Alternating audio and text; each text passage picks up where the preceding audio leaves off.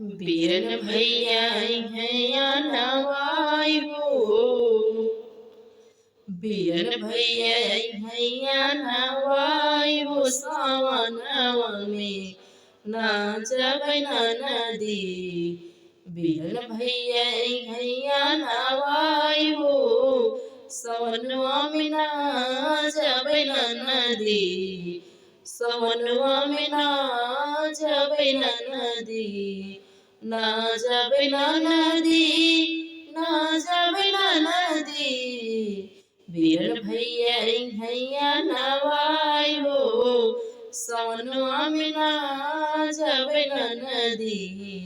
बीरन भैया हैया नवाई हो। सवनवा में ना जबै ना नदी। सोने की थाली में जेवन परोसबई।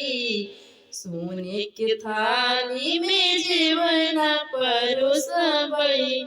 चाहे भैया जेवाई। चाहे भैया जेवाई। चाहे उठे चल जाई हो। सावनवा में ना जबै। चाहे उठे चल जाई हो। सावनवा में ना जबै। सवनवा में ना जबै। सवनवा में ना जबै ना नदी। बीरन भैया हैया नवाई हो। सवनवा में ना जबै ना नदी। बीरन भैया हैया नवाई हो।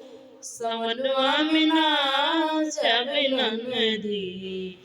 लाची लवांगी के बिरवा बनाऊबई। लाची लवांगी के बीरा बनाऊबई। चाहे भैया पूछाई। चाहे भैया पूछाई। चाहे ऋषियाई हो। सावनवा में ना जबै ना नदी। चाहे भैया पूछाई। चाहे ऋषियाई हो। सावनवा में ना जबै ना नदी। सवनवा में ना जबै ना नदी। बीरन भैया हैया नवाई हो। सवनवा में ना जबै ना नदी। सवनवा में ना जबै ना नदी। पूरी कचौड़ी संगे खीरियो बनाई।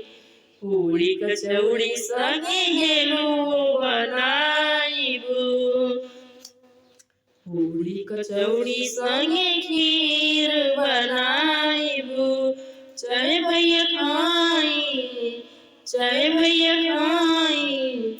चाहे उठ जाई हो। सावनवा में ना जबै ना नदी। सवनवा में ना जबै ना नदी। चाहे भैया खाई। चाहे उठ जाई हो। सावनवा में ना जबै ना नदी। सवनवा में ना जबै ना नदी।